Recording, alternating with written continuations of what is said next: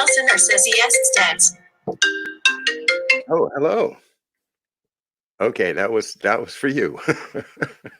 Good evening, everybody. I'm John O'Loughlin, and welcome to my channel. It's called McDuff Lives. And wow, I'm excited tonight. It's a week from St. Patrick's Day, and you know, it's March and spring is everywhere. Today is a beautiful, beautiful day. And I have tonight here with me a beautiful, beautiful book. It's called Ireland, 1845 to 1850. Listener says yes, it's dead. Ah, it's still not for me. Ireland, 1845 to 1850, The Perfect Holocaust and Who Kept It Perfect by Chris Fogarty. And it's a very special pleasure to have Chris Fogarty, who's going to join us on the screen now. And while you get set up, I want to talk a little bit about this beautiful book, because it's something I found. I had never thought I'd find something like this. It's the real.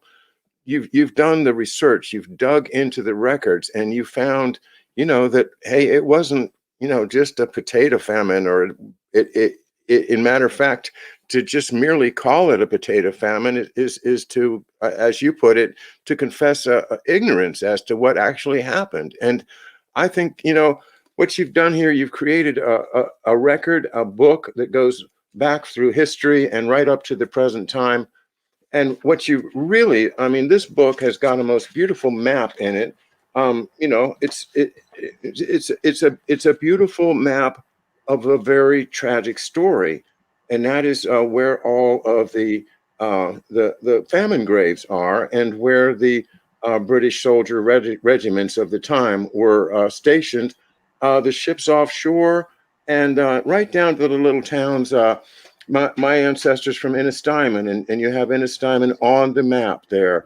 Ballyvaughan also up there on beautiful Galway Bay. The whole map of Ireland is here, and it's quite detailed and beautiful. So I had to show that off, Chris Fogarty, before I started the interview tonight, because I just thrilled with it, and I want everybody to consider, you know, this is the story. If you want to know what really happened, Chris Fogarty, welcome.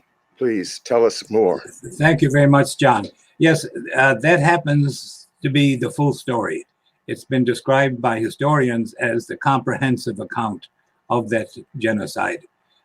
We were all taught in school that it was a famine. And in fact, the Marist brother who taught me back in County Roscommon in Ireland was asked later, brother, you now call it genocide.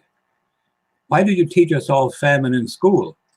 And he said, and I don't know why, but this is very strange. I had no choice. I had to teach the curriculum as provided to me by the government.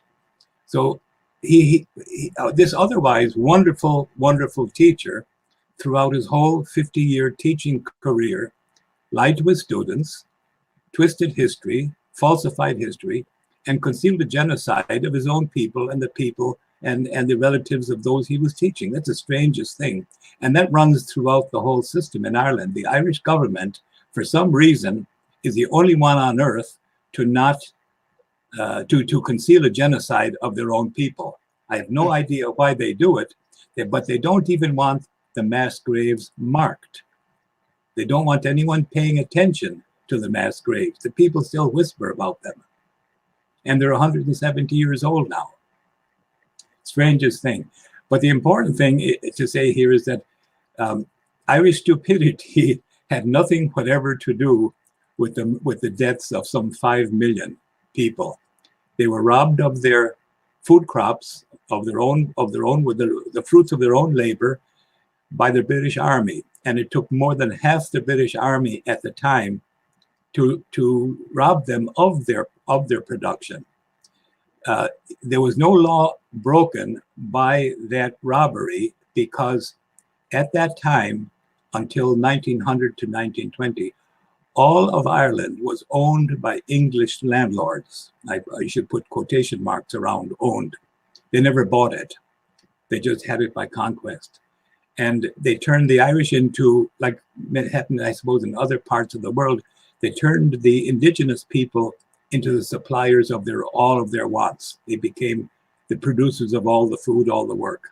And the landlords, typically with 20,000 acre estates, would just usurped all wealth created by everyone on that 20,000 acres. And that's how it goes on. That book that you just showed names the landlords. It shows the amount of acreage of each of their estates. It shows what part of England they were from. It shows which British Army regiment they served in. It shows that so many of them had formed militias, and they had many other English people over in Ireland at the time, so that there are Methodist churches throughout Ireland and Presbyterian churches. They don't have congregations any longer because the support groups left Ireland along with the landlords. The landlords were all members of the English state church.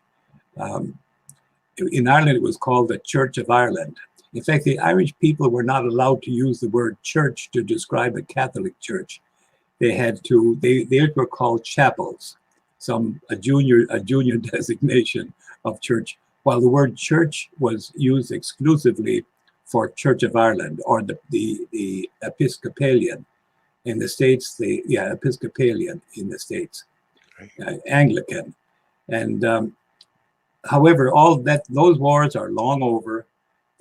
All religions get along very well in the Republic of Ireland today, and they will continue. That's all ancient history now, except that we've got to get the Irish government to acknowledge the mass graves that dot the map of Ireland. John, since each of those crosses you saw on that map in the book, each of those is a mass grave.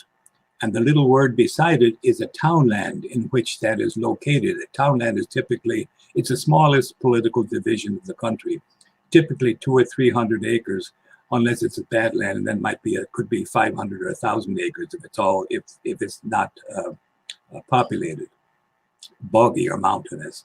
But every one of those little white crosses is a mass grave.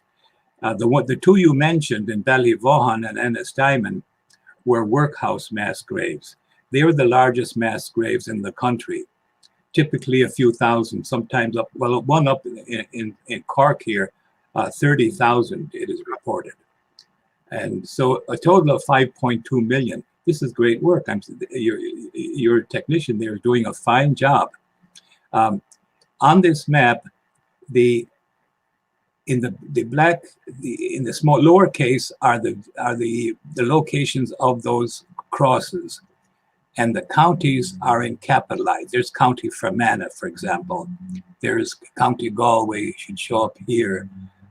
County Westmeath there, and down along County Tipperary here, and County Limerick there. County Cork here, very good.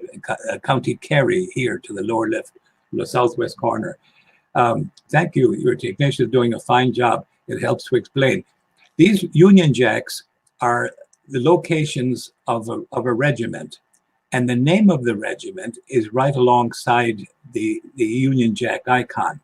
That's the 73rd of Foot there, right there. The 15th. The 47th of Foot. They're all of foot or infantry, unless mentioned as we'll just see here now. Dragoons, right? Some dragoons. Dragoons, yeah, that's a mounted one, and so are the Cavaliers, and what else? There's the Lancers. The Lancers are another mounted group. I see some hussars over there on the left. So what, please? Is it Hussars? Hussars? Oh, hussars, yeah, hussars. They're a heavily armed mounted group, the hussars, yes. And some of them were dedicated to ceremonial mostly. They were mostly kept out of Ireland. But you have it there on that map, and you've done a fine job of helping me to show what's what. But where those Union Jack flags are, each one of those is a location of a particular regiment for at least one tour of duty. And they stripped the food crops from those areas and escorted them to the nearest port for export, thus starving all of the local people. Yes, and those are our people. I mean, go back to 1845, 1850.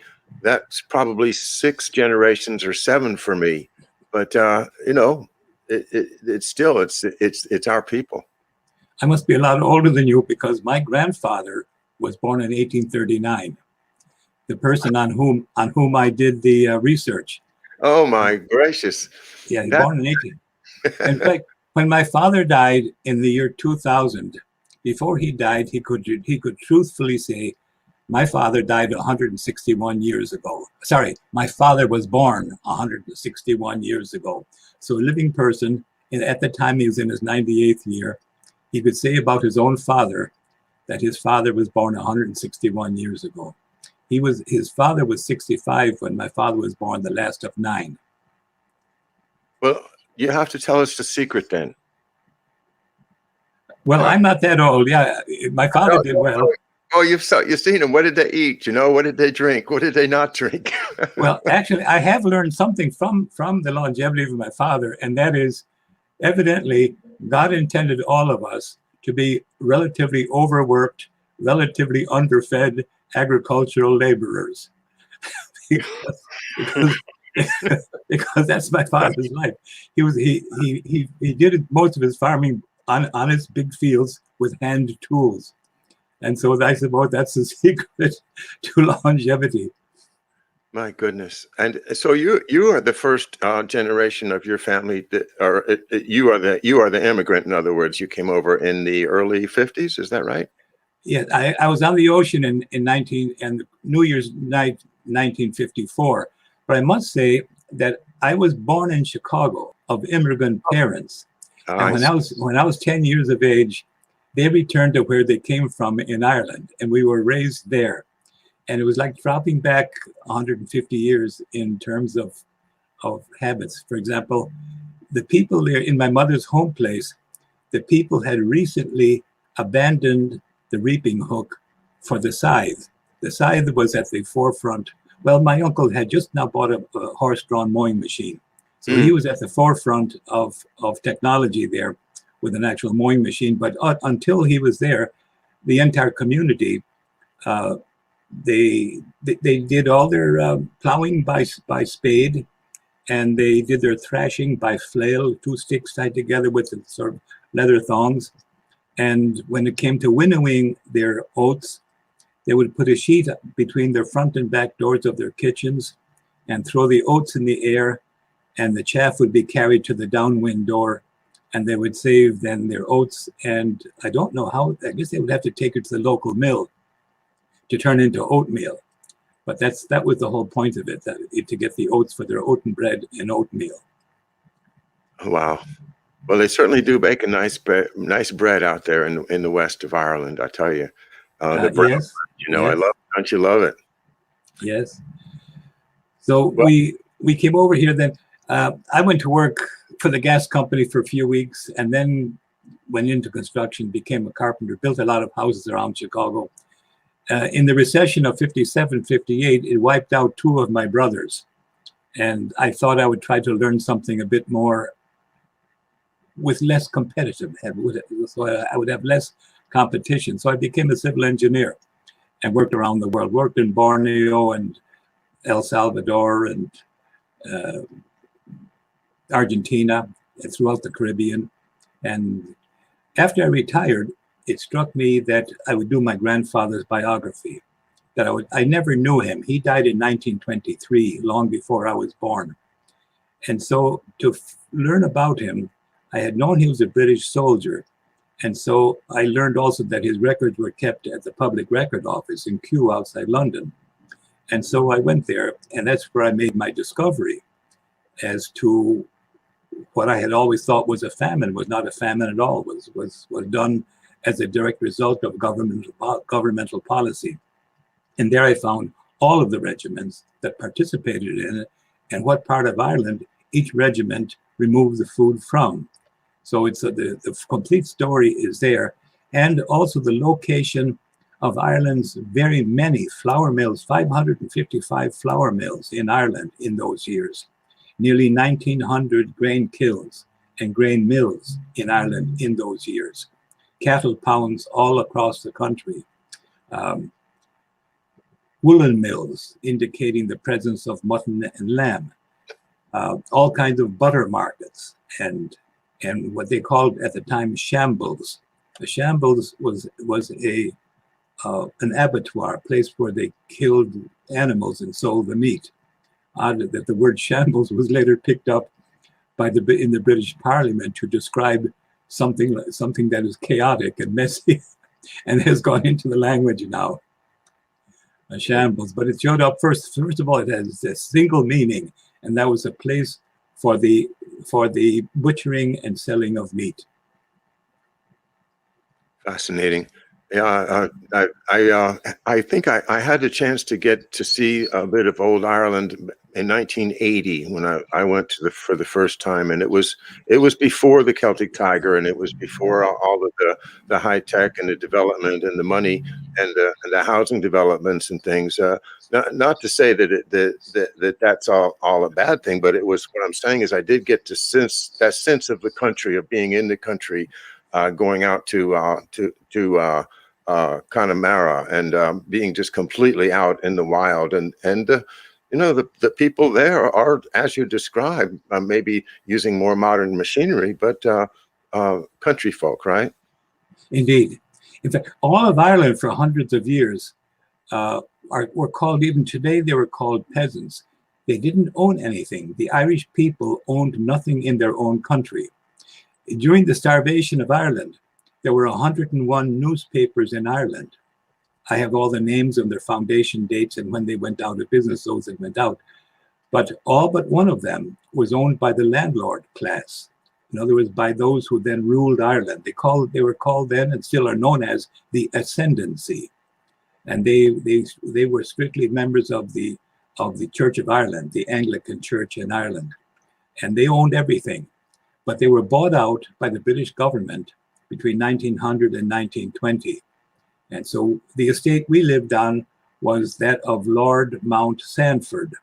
One nearby was that of the Pakenham Mahon estate. Pakenham was a son of that family, was a general in the army that attacked New Orleans for the British government in January 1815. He was killed there. General Pakenham was. A junior officer at the time, Edward Blakeney, survived and went on to become the commander-in-chief of the Irish Holocaust. It was he who, in 1845 through 1850, was in charge of the 67,000 troops removing Ireland's food. So he had a long career, and he retired after that assignment of that particular genocide. That was the end of his career and his reception of the Order of the Bath from Queen Victoria. So those who watched that film about the English recently, not upstairs, down, the most recent one, Queen Victoria is shown as sympathetic to the people of Ireland, and she gave the maximum award to the person who had perpetrated the genocide of those people. So there you go. The Battle of Nivelle. That was in 1818, defeating Napoleon. The 40th Foot was involved in that one. Oh, Blakeney commanded 7th Foot. Well. Yes. And he was in charge of it. I'm surprised he was very young at that time, because he was still commander-in-chief in 1850. So he was around for a long time. I'm surprised. This is information that you've got a pretty formidable man there. Your technician. Wow. Wow. Oh, he's going to want more money now, Chris. Yeah, and I don't care. I'll get you in trouble. You're a good man. All right. So Edward Blakeney, that is a fascinating story. And, and right now, a number of my colleagues are down in New Orleans, and they asked me to play the Battle of New Orleans, the famous fiddle tune, for them the other night. And so we're very familiar with the Battle of New Orleans and how the British kept it coming, but there wasn't as many as there was a while ago. That's right. That's right. Well, that's a terrific connection, and also a horrific connection. This General Blakeney. Now let's continue with the story. So he gets appointed, and what is his official office as the head of the Irish? Taking the food away. Specifically, he was the commander-in-chief of all forces in Ireland. Okay, commander-in-chief. All of those little Union Jacks, those are his. Yes, exactly. Now there were also the constabulary and the landlords' militias, who were also robbing the local people of their food, but they were often defeated. That's why the army was sent in, because they had the weapons. They felt freer to kill. Many of the constables were Irish born. In fact, about half of them were Irish born, and they must not have made very good genocidists of their own people. And so they were not quite dependent, though they all carried bayonet-tipped carbines in those years, which is surprising, being so well armed so early, and as members of the landlords' regiments. There was one regiment in each county, commanded by a local landlord, and there were, in addition to the one for each of the 32 counties, there were three in Cork, 2 in Limerick, 2 in Galway, and 2 in Dublin, a total of 37 militia regiments, removing the food from Ireland in those years. But the ones who never failed to remove it, the ones who were never defeated by the growers of the product, they were the British Army, and they won every time. Of course, they were permitted to kill maybe a lot more readily than the other forces. But there were 67,000 troops. Each regiment is 1,000 at full force is 1,000 men. 5 companies of 200 in each company, or brigade, 2 brigades in a regiment. So that's how it was done. 67,000 British troops in Ireland, removing the food at gunpoint, and all of the mass graves are what's left of them. It just happens that the Blakeney that you're mentioning, his uncle John Blakeney, though General Blakeney was born in England, his uncle John was England's High Sheriff of County Galway, and he operated out of his estate in Castle Blakeney, which is near Mount Bellew in County Galway today. It used to be on the map as Castle Blakeney, but that was well before the genocide, and the Blakeney name must have become very unpopular in Ireland because there's no Blakeney name in all of Ireland today. I have the phone books for the whole country, and there's no Blakeney. So they all went back to, but of course all the landlords were bought out by the British government. And here's an interesting twist on that. When that land was returned, wow, can this be the village of Castle Blakeney? That's a typical Protestant church there with the top on it. Castle Blakeney. I've never seen this before. You have one tremendous technician there. So in any event, the land was split up. The typically 20,000 acre estates were split up by the British government into typically 28 or 30 acre holdings with a couple of acres of the nearest bog for fuel. And I was raised on one of those farms. And they were done by the Land Commission and the Congested Districts Board. And the golden handshakes given to the departing English landlords were so munificent that the payback period, the amortization period, was set at 68.5 years. So we were still, all of my youth, and until long after I left Ireland, my parents were paying that rents. The rents continued in addition to rates, which are taxes for the schools and roads and everything. But every farmer in Ireland paid rents until the 68.5 years was over, and that was typically into the 1970s. And then that ended the, how do you call it, the usurpation of all of their work. Essentially, all of our profit for the labor for our year on our land went to pay those rents and rates. So that's why the people of Ireland continued to immigrate even after they were nominally free. They were still paying rent on behalf of the old English landlords all the way up through the 1970s. I don't know what, one of those years in the 1970s, it ended, the 68.5 years. I suppose it'd be different from depending upon what estate the farms were on, because all the estates were not, of course, bought out in the same year. It started happening a little bit before 1900 and then continued on until 1920, but most of it was done between 1900 and 1910. So that's the story of it. Go ahead. Keep taking all the money out of here whenever they can, and it just seems to be the same old pattern. And it's a tragedy, but as you say, it's in the past, and Yes. Our duty now is to recognize the past and to honor the past, and tell the truth. And you had an interesting interview with the famous journalist John Pilger when you were getting ready to uncover all of these things, and you had an interesting conversation with him. Do you recall that? I do. That was on the so-called Famine Walk from Loughlin in County Mayo to the town of Louisburg in County Mayo, up along near the coast.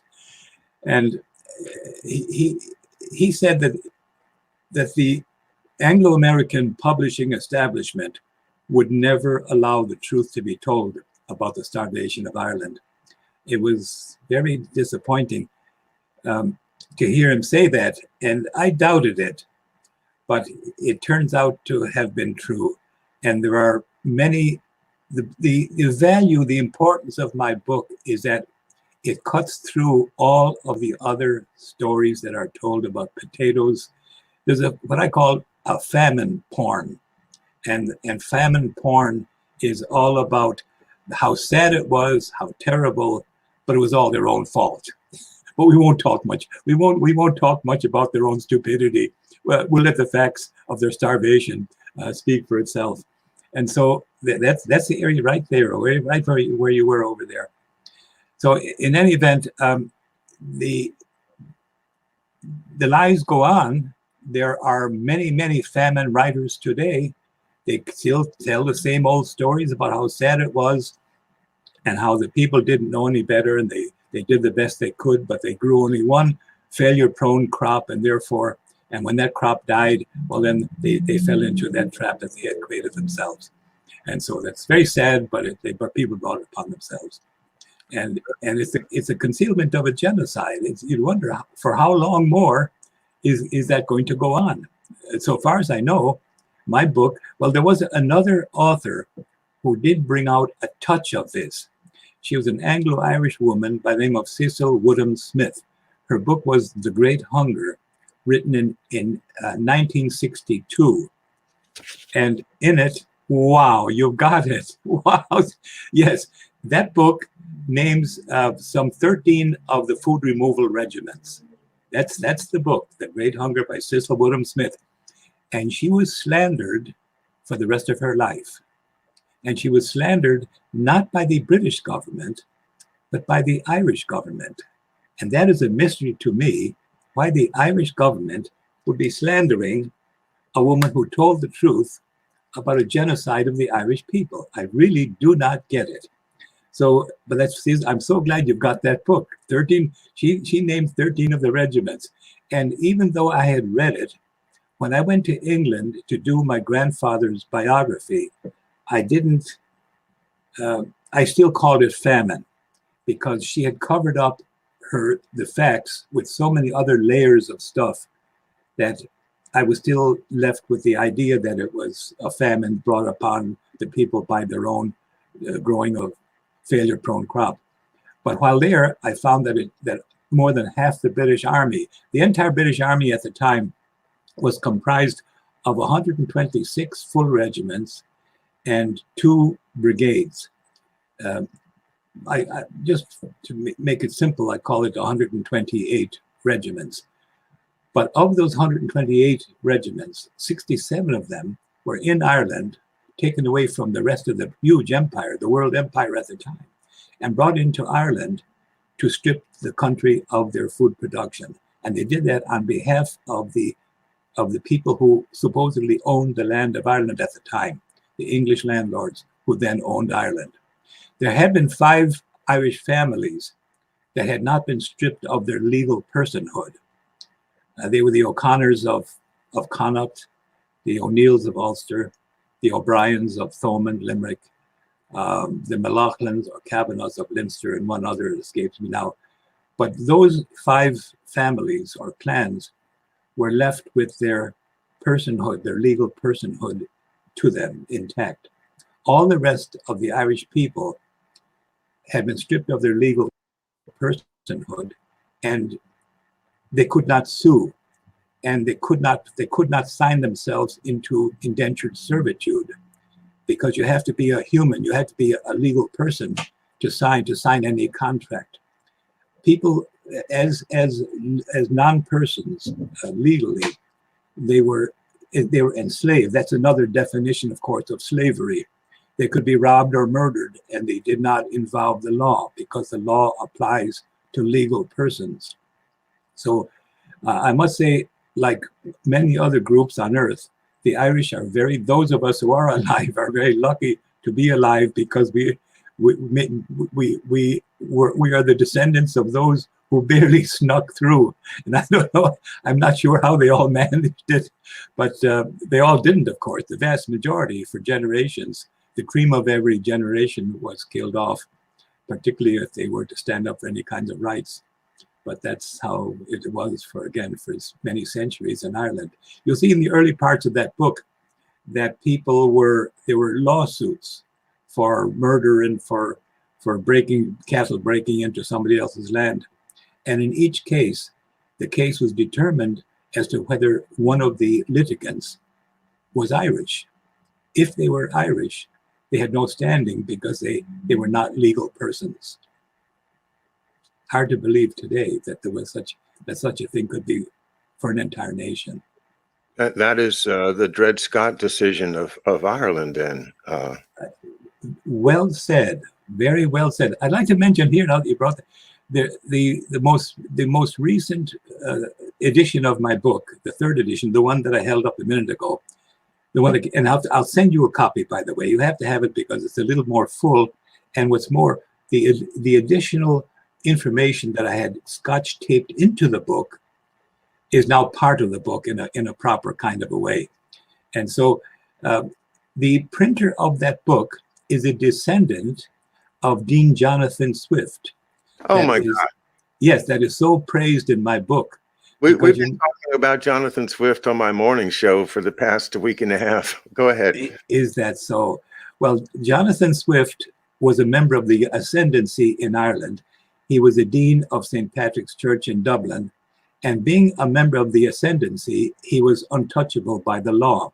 So when he wrote A Modest Proposal as to the eating of Irish children to save them from the life of misery that they were about to undergo, and that their parents would have been much better off had they been consumed as children,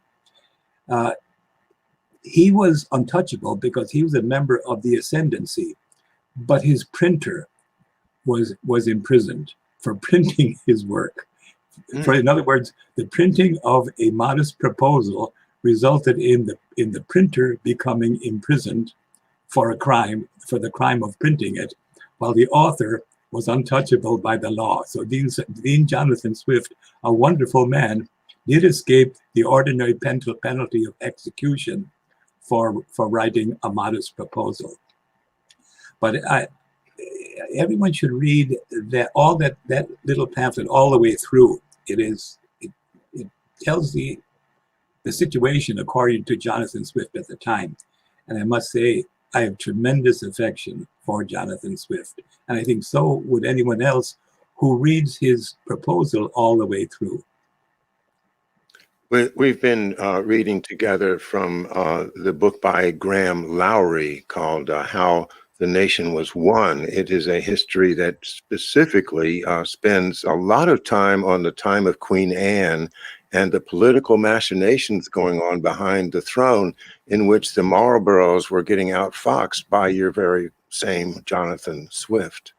Oh, I'd love to see that. And give me the title again is? It's called How the Nation Was Won, and the author is Graham Lowry. And the nation is England, is it? No, it's our nation. Oh, really? Yes, America. Oh yeah. I thought it was a little earlier than that. His theory is that the idea of the republic was long before 1776. Yes. That Americans had wanted to be free, at least to make their own laws, to govern themselves, to do their own taxation for a long time before 1776. And Jonathan Swift, it wanted him to, and wanted to help them to do that. That's one of the themes of this book. Yes, that's very interesting. By the way, on the subject of a book, there's another book I have nothing whatever to do with, but I must talk about it because of its splendor. The title of the book is Who We Are, and I don't have it in front of me. England from, United States from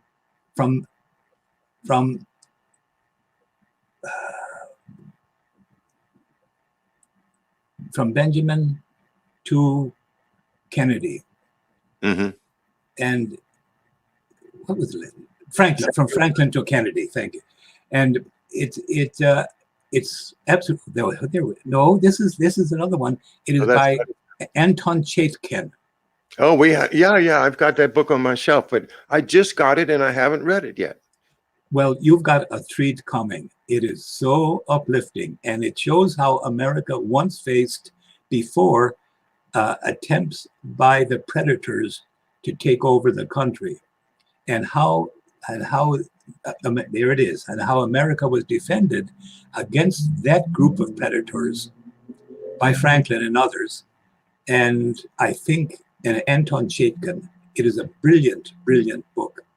I'm so pleased to know that such a person exists in something that is so appropriate to today. Yes, absolutely. Well, let's get back to the genocide for a few more minutes here, because let me ask you, where were you? Do you remember the moment when you suddenly realized, wait a minute, this was intentional. This was starvation, not by accident. This was a genocide. Yes. Where were you when you suddenly the light bulb went off? Yes, well, I was in the public record office. That's what it was called at the time, in Kew outside London, Richmond outside London. And I was looking at the records of the 40th Regiment of Foot, my grandfather's regiment, but it was before his time in it. And I was stunned, and it became almost an obsession.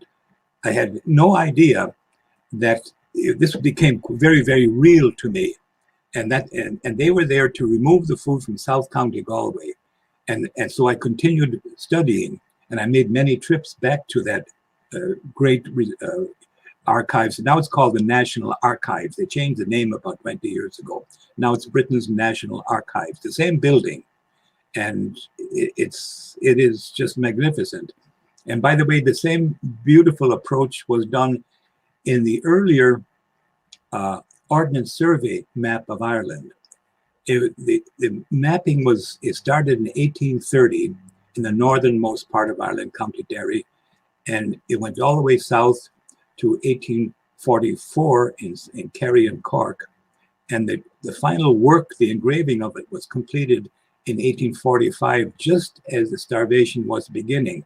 But that map shows the location that was helped me to write the book because it shows the location of every single grain mill, grain kill, threshing mill, cattle, livestock pound, flour mill, distillery and brewery, which use grain in the whole country. It showed the variety of crops that were grown by the people. It completely demolishes the notion of a single crop grown from sea to sea. So that's the importance of that.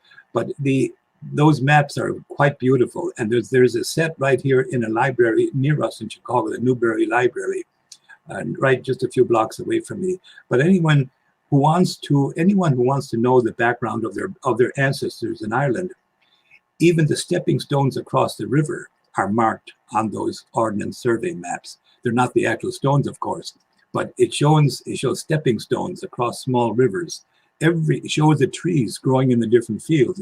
It shows not alone the houses, but the outhouses on all the farms. What we call the outhouses, the barns and stables and dog houses and things like that. So all of those are in the Ordnance Survey maps of Ireland. Again, surveyed between 1830 and 1845. Tremendous pieces of work. And so anyone who wants to know more about their Irish ancestry, one place to learn more about it is from the Ordnance Survey maps. And they're in the major libraries of the world, I think. We're lucky to have, there's probably 2 or 3 sets here in Chicago. And of course, they're all over England and in Ireland. But and many people are seeking out their direct connections. And I would suggest that those who are interested in making a direct connection with their relatives in Ireland, the best thing to do is to start in the United States and try to get the federal records on their arriving ancestors, the immigrant ancestors. They could find, for example, where a person came from a marriage record. It often gives the name of the parents and where the parents are. Or it could be in passports, or there's also another set of the passenger lists on all of the ships. So, and they show the counties. Some of those show the counties whence came the passengers. So there are many ways, but one should start here and work and go and then when you know the county to go to in Ireland. In fact, if you get the good information here, you would even know the townland. And typically there are only 3 or 4 or 5 farms in a townland. So you're right there. You can see the same horizon that your ancestors had watched their whole lives before they left there. It's something that draws us. I'm 5th generation, and I had to go as soon as I could. My first trip was 1980, as I said already. Hey, Yes.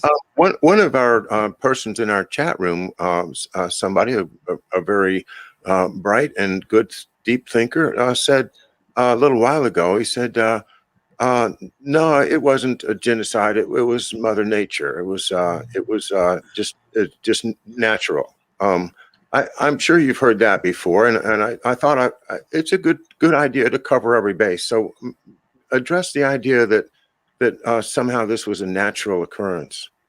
Well, that's what we were all taught in school on both sides of the Atlantic. But the Marist brother who taught me in Castlereagh, County Roscommon, was asked in retirement, "Brother, you now call it genocide. Why did you teach us all famine in school?" And he said, "I had no choice. I had to teach the curriculum as provided to me by the government." My book shows which regiment removed the food at gunpoint from which part of Ireland. What more proof does anyone need that it was not a natural event? Unless you're going to say that it is a natural event to move in half an empire army into an island for 6 years, during which time half the population die of starvation, and not know there was a connection between those 2 events. So I feel kind of sympathetic for you, because I was there for most of my life. I believed that it was a famine for most of my life. And I'm very sorry now that I did, because it's a betrayal of those who were murdered. We owe those dead souls the truth. Anyone who's murdered and who have since been labeled as having died of terminal stupidity, they need to be validated They need support of honest people. We should not let genocide go by. In fact, one reason to object to genocide is that it encourages other monsters who think that, well, one can get away with it. The Irish Holocaust is one of them. And it's important here to mention, I use the word Holocaust because it was written at the time, reported as Holocaust at the time by Michael Davitt, James Fitzgerald, and by the Cork Examiner newspaper. The Cork Examiner now is the Irish Examiner newspaper. Starting on May 4th, 1846, the Cork Examiner newspaper reported it frequently as Holocaust, and they continued to report it as Holocaust until November 19, 1855. So there you have it. There you have the beginning and the proper use of Holocaust. That is the original or an earlier regular usage of it, public usage of the word Holocaust, and it applies to the people of Ireland. So think about what you believe, Mister, about famine, and I encourage you to get the facts. I felt, learning the truth is a mixed thing. In a sense, I've never been quite as happy ever since learning about this genocide, and I became more aware and sympathetic to other genocides since then. It is a burden, but it is a burden that all mature, decent people should accept. We must accept the truth. The truth really will set us free. It won't free us of the burden of knowing about it, but it will free us up in many other ways. Beautiful, beautifully said. Oh gosh, I had a thought and I lost it. Darn. Okay, it's gone. What? I'll go on and say my grandfather, who spent his 24 years or 25 years in the British Army, retired out. He was paid 7 6 a month for the rest of his life. He married a woman with a little bit of land.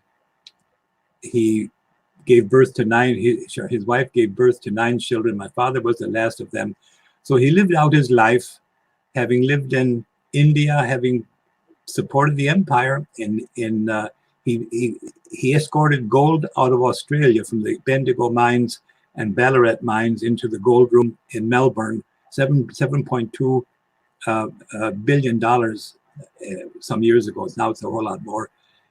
He went from there to fight the Maoris in New Zealand, took their land away from them, the same as what has been done to his own parents. And then he was sent to India, and he spent the rest of his time in India. He was present in Calcutta when Queen Victoria was named the Empress of India. They had a big march and celebration in Calcutta, and his 40th afoot participated in those celebrations. And he got out then. The year he got out, 1881, was the year that the British government ended the use of the cat of nine tails as a tool of military discipline. So he should have stayed in a few more years after they had given up the use of the cat of nine tails. I was in the American Army. At least we didn't have the cat of nine tails to worry about. I know the starter, they called it on the British warships, the starter.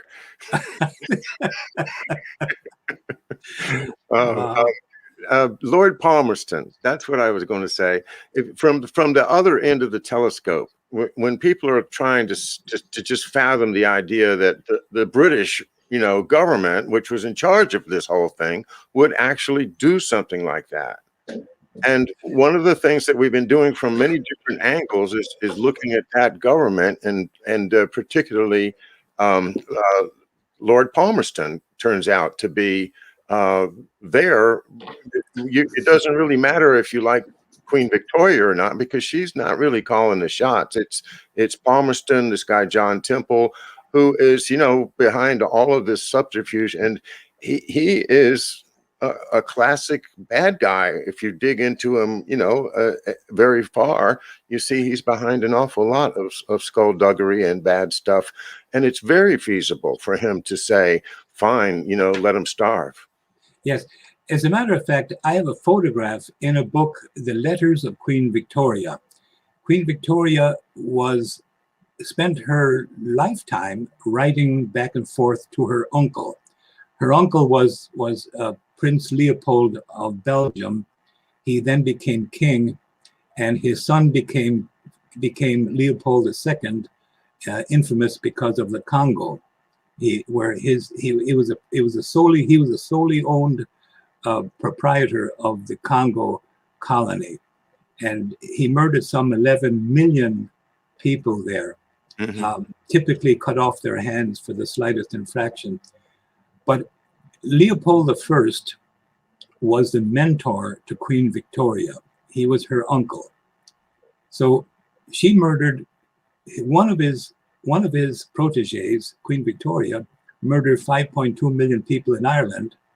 And another decade, a couple of decades later, her cousin, Leopold II, another protege of Leopold I, murdered 11 million people in the Congo, if the number is correct. I understand it's something like that. So genocide was being how do you call it, monitored and directed. But there's a photograph in that book about her letters, and it is a painting. It is a painting of her first cabinet, and that lord you mentioned is one of 4 people who are named in it. What was his name again, please? He was in Sligo. Yes, Palmerston. Palmerston, thank you, indeed. So Lord Palmerston is there, and he's infamous today for being one of the most genocidal landlords of Ireland. He owned much of County Sligo at the time, and one of his reasons for his infamy is the death ships that went out, the coffin ships that sailed out of Clare carrying the people from his estate. He got rid of the people. And wow, this is unbelievable. There she is. And well, this is only slightly different, but Lord Palmerston, I think, is here. John Russell is here. John Russell. And there are 2 or 3 more English men who are landlords of Ireland, and they were her advisors. They were her cabinet. So it's easy to see how things happened in Ireland. They were the perpetrators. It was they who sent in the army. Wow, your man is going to go a long, long, long way. I've never seen anything quite as capable. You're killing me, Chris. Chris, what an enjoyable evening this has been for me. And before we wrap it up, I want to make sure that everybody knows how to get a copy of your book, Ireland 1845 to 1850, The Perfect Holocaust, and Who Kept It Perfect, a very important addition. Where would you send people to get a copy? Well, they can contact me directly, Chris Fogarty. Email fogartyc, that's FOGARTYC @att.net, or from Amazon. They're the only 2 places that I know of. And I'm going to send you a copy of the 3rd edition so that it'll be cleaner. You won't have those taped in new information. It's funny, as I get new information, I know that people bought the book as it was, but when I have new information, I think it's important. I don't mind taping it into the book before I send it on. It takes away from the appearance of the book, but it's additional information. I think it's the right thing to do. It's brilliant, and it's exactly the approach of one of our great colleagues here, George Webb, who is on his 7th or 8th book now, and every time he thinks of something new about one of his books, he rewrites the whole book.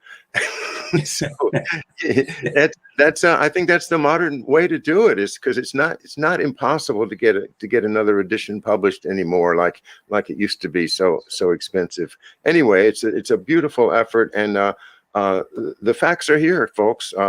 That's what we love here is facts. And, you know, all of the media, everything that's has covered this up for 150 years, it can't stand in the face of facts. Exactly. And I must say, seeing that we're approaching St. Patrick's Day, it's important, I think, to say that he was taken prisoner by Irish raiders on the northwest coast of England near the end of Hadrian's Wall. His father was a centurion in the Roman army, and he was taken and made a slave, a minder of sheep on Mount Slemish in Armagh, escaped after some years, became some kind of a priest in the church at the time, and went back into Ireland as a missionary, and he converted the whole island. And I must say that was not all a negative consequence. As a result of that time, Irish missionaries went out and they founded institutions of learning across Europe. Some of them became towns and cities, and that's no small achievement. And they, at that time, they were the leaders of scientific knowledge. I once sat in the cathedral in Austria, in Salzburg, in Austria, and to a beautiful Mozartian mass, absolutely glorious.